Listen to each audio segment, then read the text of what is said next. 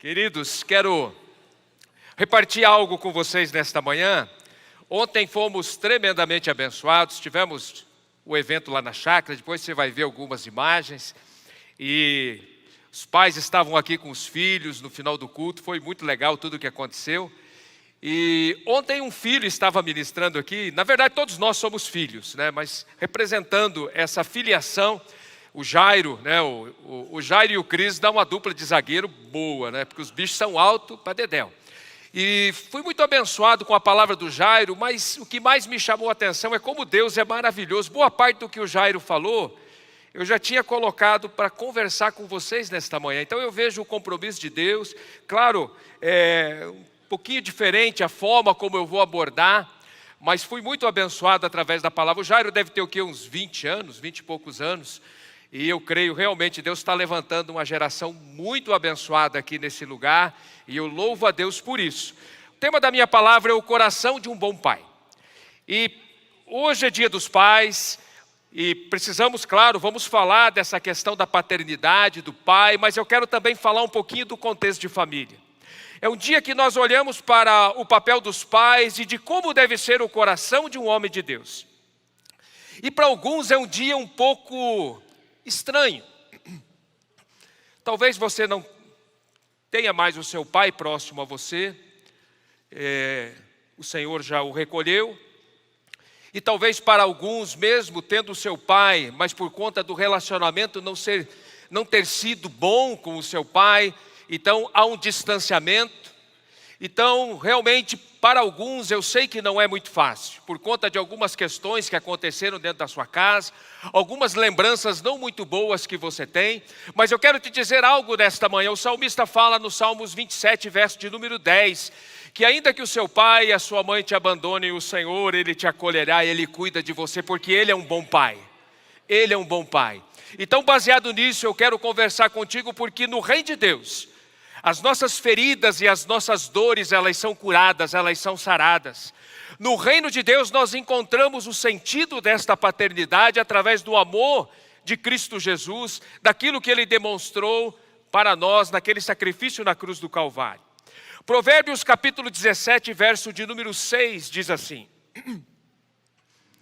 coroa dos velhos são os filhos dos filhos, e a glória dos filhos são os seus pais. Na linguagem de hoje diz assim: assim como os avós se orgulham dos netos, os filhos se orgulham dos pais. Essa deveria ser a tônica, isso deveria acontecer, de os filhos terem esse orgulho com relação aos seus pais. É isso que a palavra está nos falando. Assim como os avós se orgulham dos seus netos. Eu estou agora nesse processo, né, de gerando esta questão de ser um avô dentro do meu coração, né, o nosso netinho, netinha vai nascer em fevereiro. Então estamos aí com uma expectativa muito grande e já uma alegria muito grande no coração. E o que a palavra fala? Os filhos, eles devem, e seria normal que eles viessem a se orgulhar dos seus pais. Não estou falando de um pai perfeito, porque humanamente falando nós temos as nossas limitações e as nossas dificuldades. Mas é isso que a palavra do Senhor nos ensina. E olha só Provérbios 4, 3 e 4. Estou fazendo uma introdução daquilo que eu quero conversar com vocês. Quando eu era menino, em companhia do meu pai. É tão interessante quando nós começamos a pensar. E eu gostaria que você trouxesse à sua memória algumas cenas que você tem na companhia do seu pai como menino. Coisas boas. Não pensa em coisas que não foram agradáveis. Com certeza teve coisas muito boas. Muito boas. Eu lembro serrando uma tora junto com meu pai, com um traçador. Ele de um lado e eu do outro, só dando migué, só levava a mão assim e trazia. Ele que fazia toda a força. Sabe, são coisas que vão marcando a sua vida e você não esquece. Então o que o texto diz? Quando eu era menino em companhia do meu pai, uma criança inexperiente, mas única aos olhos da minha mãe. Está falando de um filho único aqui, que recebia todo um cuidado da parte do pai e também da parte da mãe.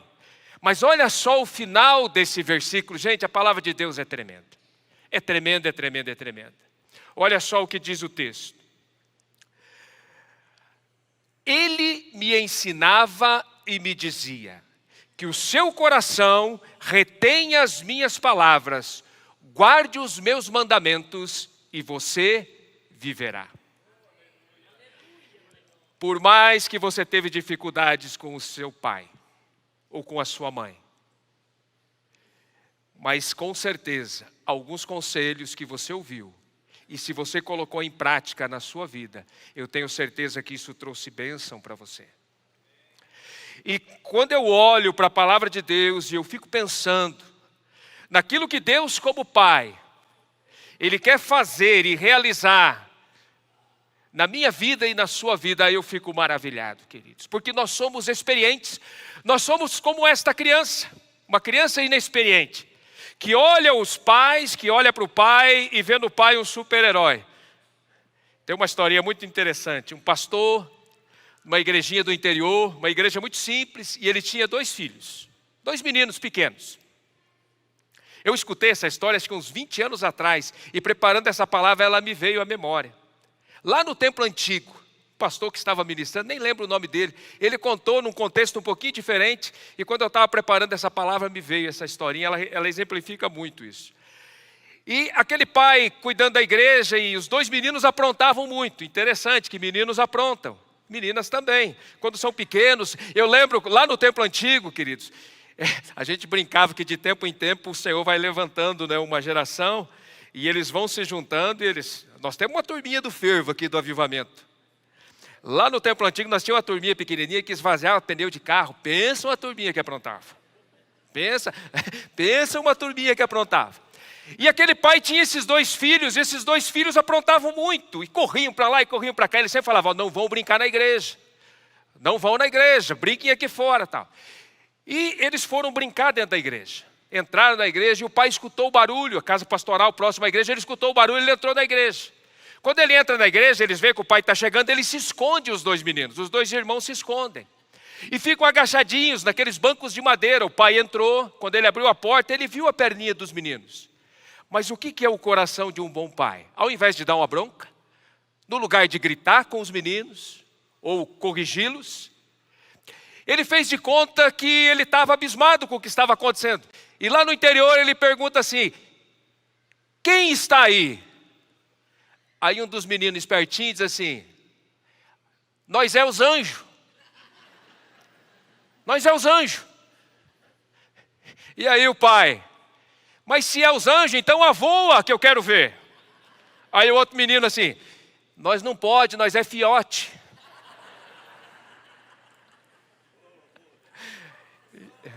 Olha isso aí vocês me ajudam.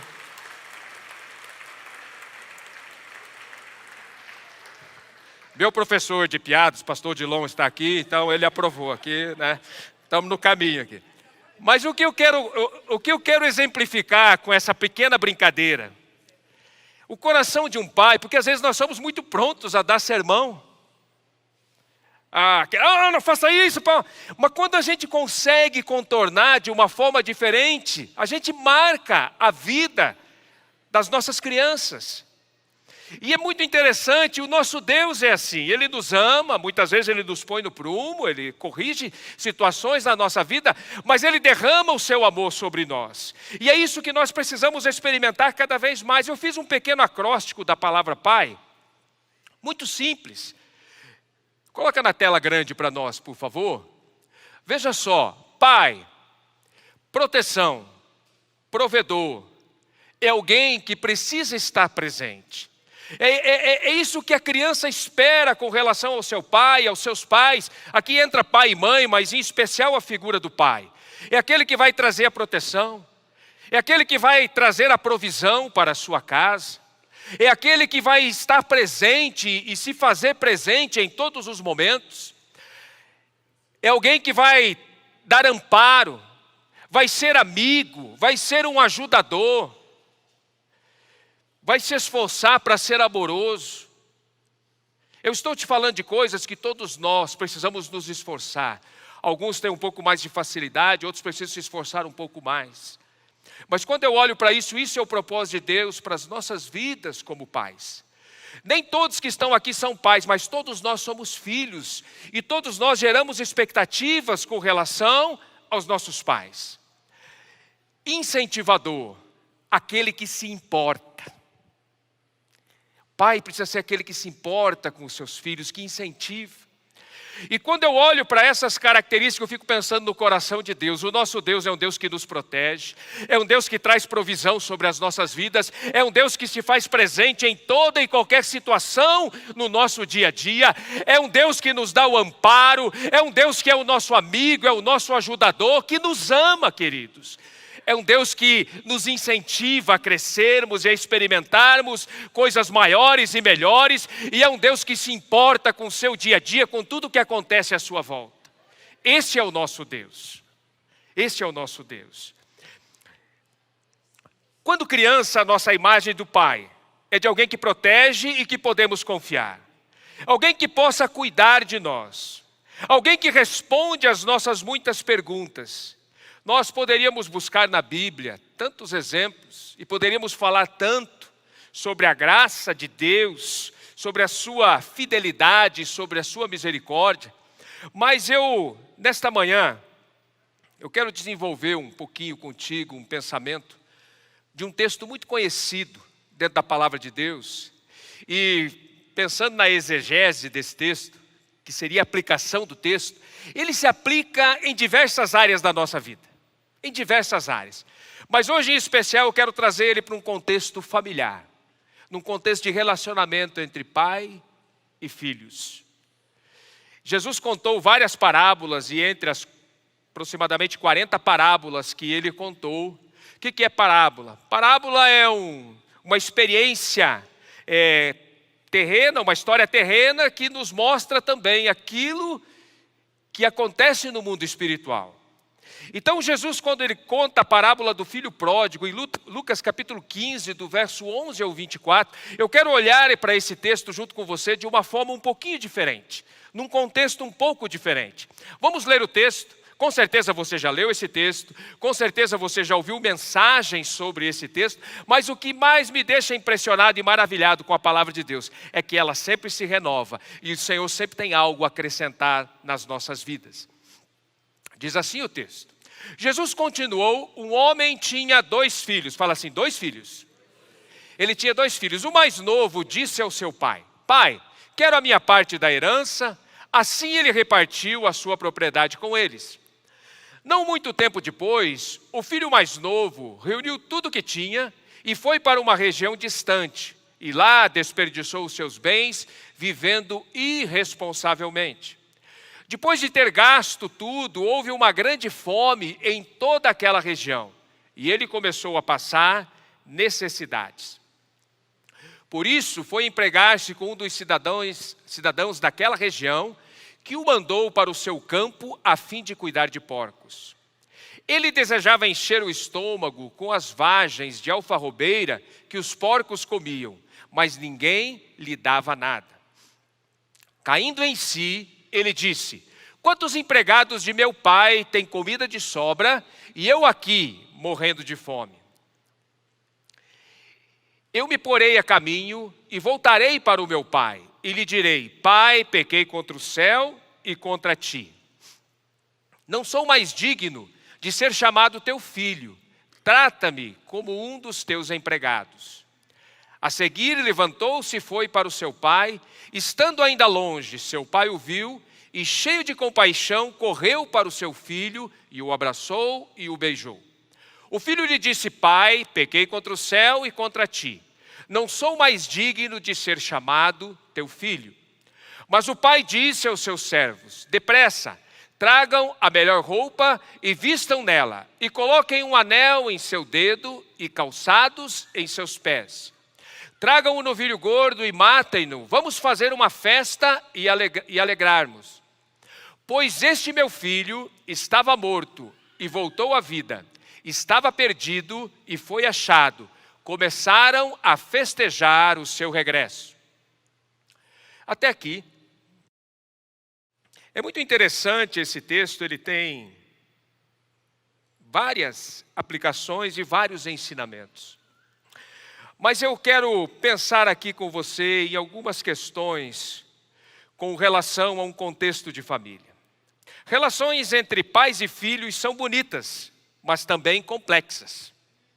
São muito complexas. Nós não podemos e não devemos romantizar tudo. Como eu falei, eu quero repetir novamente, nem todos aqui são pais ou mães, mas todos nós somos filhos, amém? Todos nós somos filhos. Então eu quero conversar um pouquinho contigo dentro desse contexto, que todos nós somos filhos. E a minha pergunta, e estudando esse texto, esse filho chega para o pai, ele pede a parte da herança, o pai tinha muitas posses, mas provavelmente antes de gastar aquele dinheiro e receber o que ele recebeu, emocionalmente falando, esse filho já estava distante do pai. Já estava havendo um distanciamento com relação ao seu pai. Não sei tudo o que estava acontecendo com relação ao seu irmão, depois nós podemos ver isso também. Então esse filho, ele estava tendo um distanciamento dentro da sua casa com relação aos seus pais. Será que o filho deixou emocionalmente a casa muito antes de sair fisicamente pela porta? Com certeza. O que houve entre ele e o seu pai, os detalhes, Jesus não nos conta os detalhes dessa história. Como era o relacionamento dele com o seu irmão? Nós podemos perceber que não era muito bom. Qual era o seu descontentamento? O que estava dentro do coração desse rapaz? Será que aquela mãe, o texto não nos fala a respeito da mãe, mas estamos falando de uma família. Será que aquela mãe interferiu algumas vezes e ela ajudou para que isso fosse sanado, ou ela ajudou ao contrário, causando divisões dentro da casa? Quando nós falamos numa família, nós estamos falando de várias coisas que podem acontecer. E um dos maiores erros que nós pais podemos cometer é quando nós temos predileção dentro da nossa casa. Preferimos mais um do que o outro. Gênesis capítulo 25, verso 28.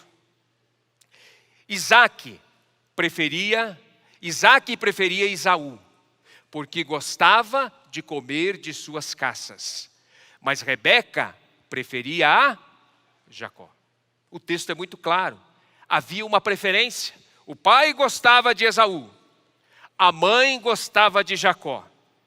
E quando você vai ler o texto, vai ler as histórias desses dois, você vê tudo o que acontece. Uma divisão, uma ruptura dentro da família.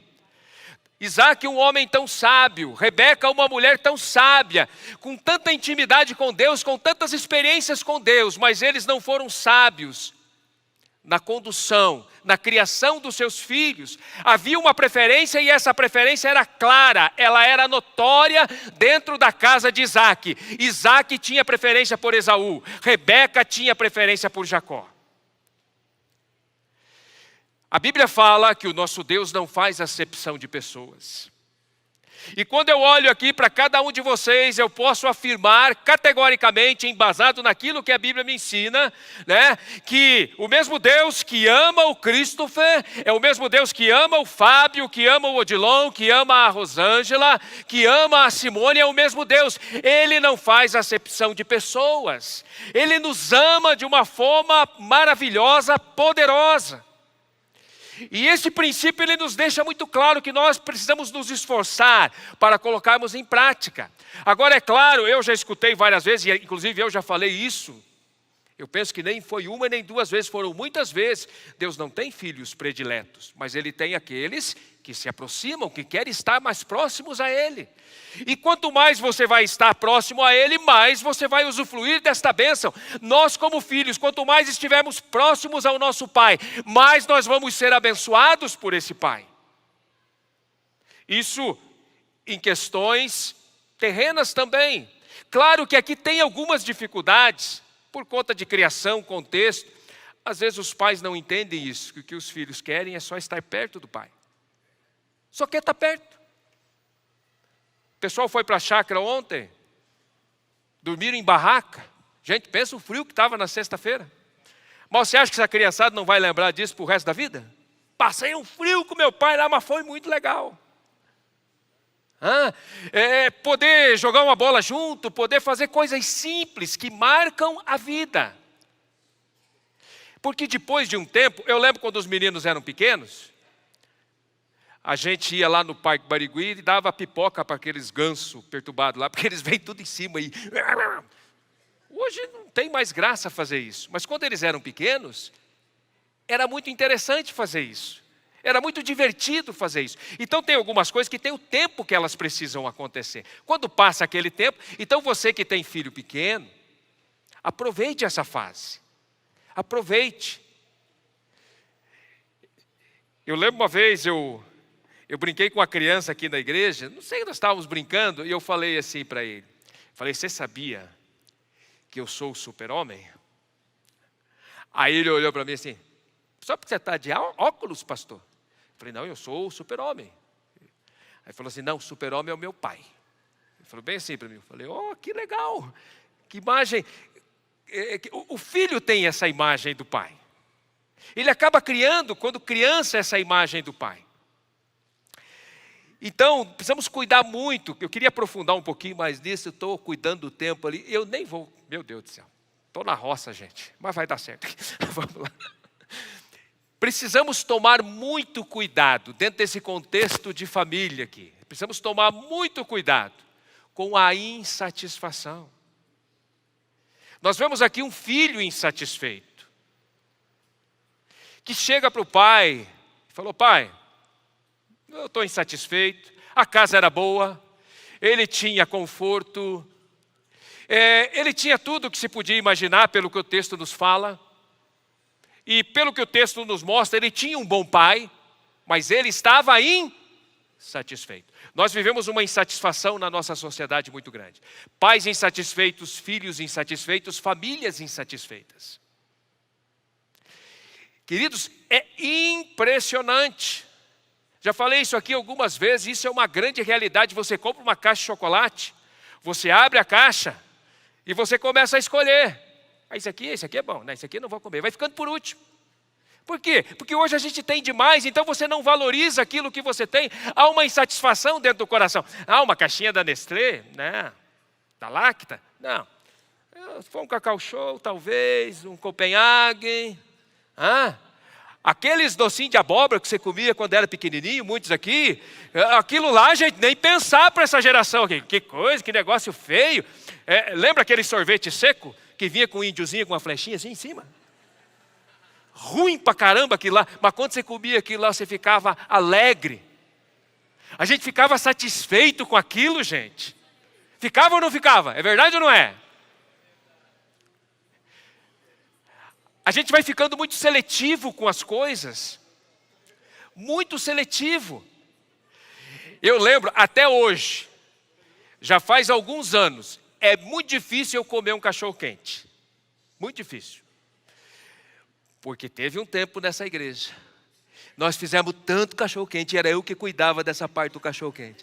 Gente, os fogo e glória que tinha aqui, pensa, 2.000 pessoas, e eu cuidava da parte de cachorro-quente com a equipe. Gente, era 1.000, 1.500 cachorro-quente cada noite. Eu não aguentava mais olhar para aquilo. Falei, meu Deus do céu, não aguento mais ver isso. Então hoje, quando eu me convido para comer um cachorro-quente, dificilmente, às vezes eu como. Mas por quê? A gente tinha demais, enfastiou. Sabe quando usar esse termo das antigas aí, mas tem uma outra palavra que eu posso colocar aqui? Me ajuda os universitários. Acho que não tem não, é essa mesmo, tá? Sabe, saturou. Agora ficou mais chique, né? Saturou. Por quê? Algo bom, mas comeu demais e saturou. E na nossa vida não é assim? Carne moída, antes guisado. Era uma maravilha. Agora você olha, eu não. Eu agora, uma alcatra. É bom, muito bom. Muito bom, claro que é bom. Mas a gente vai ficando muito seletivo. Então a insatisfação, ela vai entrando dentro das famílias, isso vai causando distanciamento. Porque o filho agora, ele é insatisfeito com o tênis que ele tem. Ele não se satisfaz mais com aquele tênis que ele usa. Gente, eu usava que chute. Tem gente que nem sabe o que é isso. Olha, eu quero descobrir o camarada que inventou aquilo lá, que queria dar um couro nele. Pensa num negócio estranho. Aquelas travas, negócio de borracha. Dava um chulé miserável aquilo lá. Mas era o que eu tinha, eu era satisfeito com aquilo. Agora hoje o Nike não satisfaz mais. Não, tem que ser o Mizuno, nem sei, tem uns tênis aí que é caro pra caramba. A insatisfação vai entrando dentro da nossa casa. Quem aqui é do tempo da TV preta e branca? Olha, tem uma verada aqui, meu Deus do céu. Pastor Dilão baixou a mão ligeira aqui. Fica morguido aí, pastor. Gente, era uma satisfação você sentar na frente daquilo lá e você, né? Aquela antena com os bombril em cima. Todo mundo feliz ali, poder assistir e tal. Aí depois chegou a colorida. Caro para dedéu. Então agora preto e branco já não satisfaz mais. Claro, vai melhorando as coisas, todo mundo quer as coisas melhores. E aí a gente vai para algo melhor.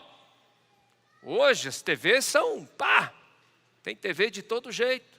Agora vai perguntar, está chegando a Copa aí, a minha TV de 50 polegadas, não, tem que trocar ela.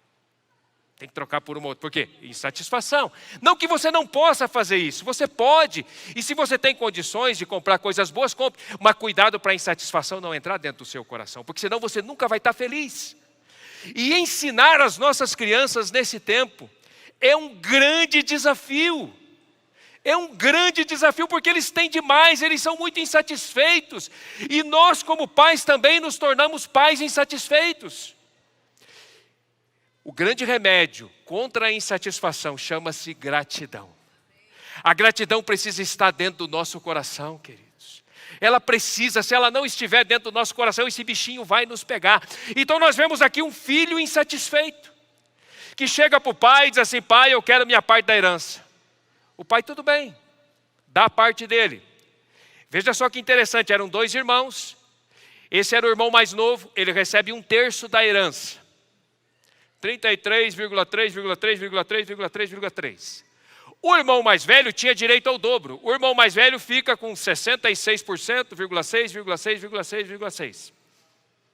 O irmão mais velho continua em casa. Não sei se por interesse, não posso aprofundar muito no texto porque eu não tenho tempo para falar do irmão mais velho.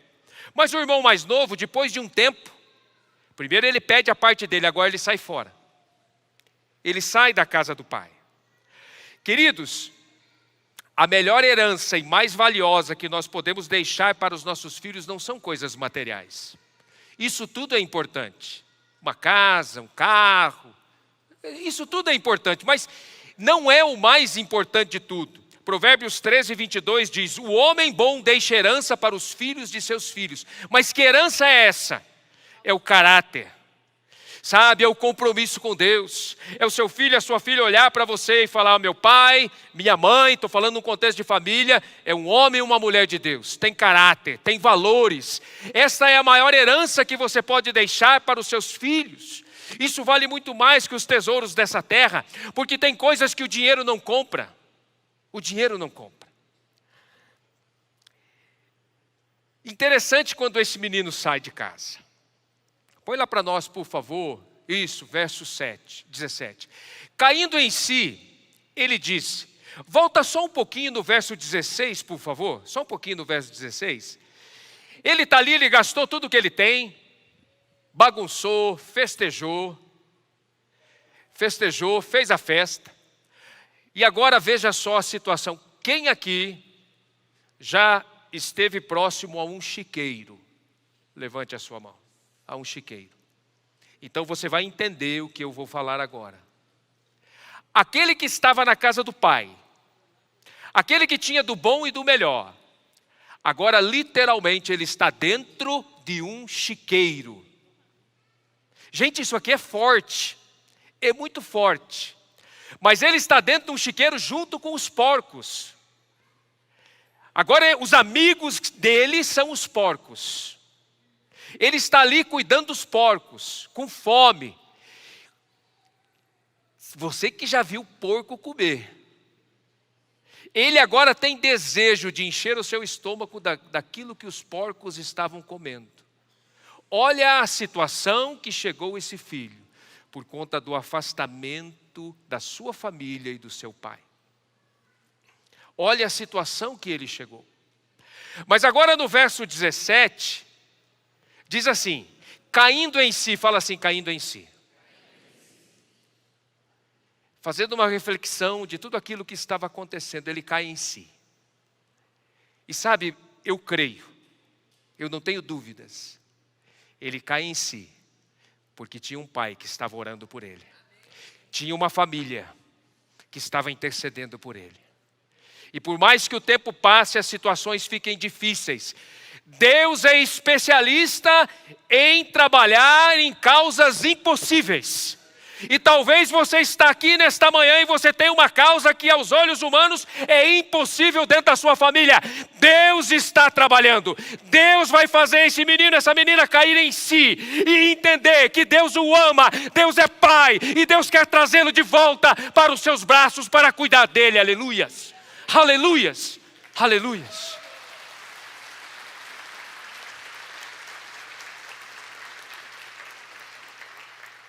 Caindo em si. Porque tem uma hora que Deus trabalha, que Deus age. E ele caiu em si, a ficha caiu. O que eu estou fazendo aqui? O que eu estou fazendo no meio de um chiqueiro? Os empregados do meu pai são bem tratados, se vestem bem. E eu estou aqui, eu pisei na bola, eu errei. Ele tem consciência do seu erro. E ele fala assim, eu vou voltar. Eu vou voltar. E se o meu pai me receber como um dos seus empregados, eu já estou no lucro. Eu já estou no lucro. Agora, pensa comigo, analisando o texto. Por isso que eu falo, esse texto é muito rico. E eu vou falar mais um ponto só e fica os outros 3 pontos. Numa outra oportunidade eu termino essa palavra. Porque nós temos algo que as crianças vão estar apresentando hoje. Mas o que me chama a atenção, claro, ele estava com fome, ele lembrou do conforto da sua casa, mas eu não tenho dúvida que o que o fez entender o que estava acontecendo e retornar para o seu lar, é que ele sabia que ele tinha um pai amoroso que estava lá. Ele tinha alguém que o estava esperando. E lá no fundo do coração ele estava com medo, com vários medos, mas ele tinha, porque senão ele não teria voltado. Ele não teria voltado. Eu vou voltar lá, vou ouvir um sermão. Talvez se fosse eu, fosse você. Imagina o menino voltando e você esperando lá na porta. Eu falei, eu te disse, mas como você? Eu te falei, seu oriundo, que não ia dar certo. E aí dá aquele sermão e aquele discurso que muitas vezes nós os pais fazemos. Eu estou falando de coisas que eu já fiz e me arrependo muito. Ao invés de olhar, amar, cuidar e estender a mão. Que o Senhor quer nos ensinar nesta manhã. Que nós precisamos superar as nossas limitações e deixar o Espírito Santo nos ajudar a sermos melhores. Um pai melhor, uma mãe melhor e um irmão, uma irmã melhor. Amém, queridos? E aí ele retorna. Isso, Gleice, me ajuda aí, pode subindo. Aí ele retorna. E quando ainda estava longe, seu pai o viu. O seu pai o viu. Capítulo 15, verso 20. E o seu coração se encheu de compaixão. Queridos, o pai viu. O pai estava esperando aquele momento. O pai acreditava que aquele momento ia acontecer. E o coração daquele pai se encheu de compaixão. E ele correu em direção ao seu filho, o abraçou e o beijou. A atitude desse pai me chama muito a atenção. Não era normal, na cultura daquela época, um homem mais velho, um ancião, sair correndo em direção a um jovem. Isso era desonroso para o ancião. Mas aquele pai não estava nem aí. Era o filho dele.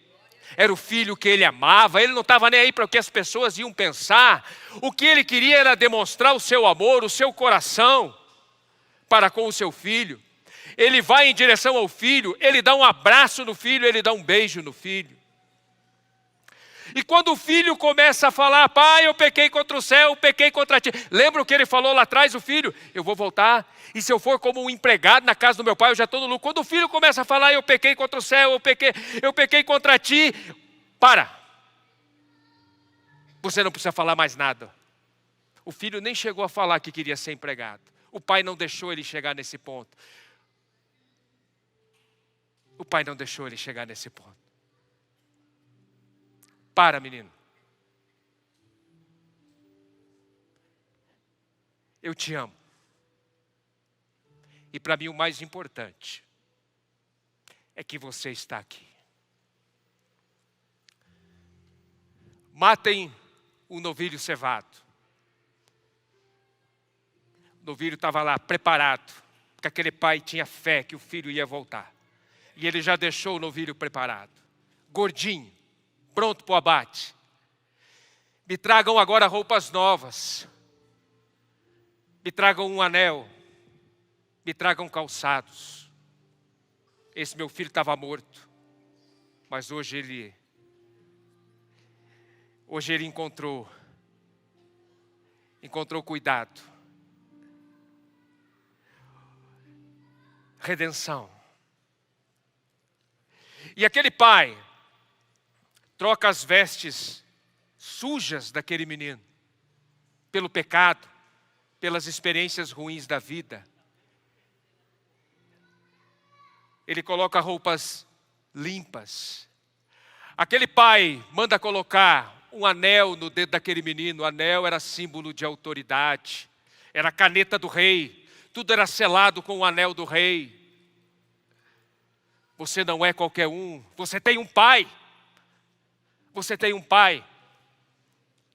E manda colocar sandálias. Só os escravos. Os escravos andavam descalços. Somente aqueles que tinham condições é que podiam estar com sandálias nos seus pés. Um escravo ele só ia usar um calçado se ele conseguisse alforria, liberdade. Mas o que aquele pai está dizendo? Você não é escravo, você é livre, você é meu filho. Nós temos um Deus que nos ama, queridos. Um Deus que, volta e meia, ele diz assim: ei, vem aqui, você sujou suas vestes, vamos trocar essas vestes. Um Deus que está sempre pronto a liberar perdão para nós. Um Deus que delega sobre a minha vida e sobre a sua vida a autoridade que nós temos no nome de Jesus. Há um anel colocado sobre a minha vida, sobre a sua vida, através do sangue de Cristo Jesus. Nós temos esta autoridade.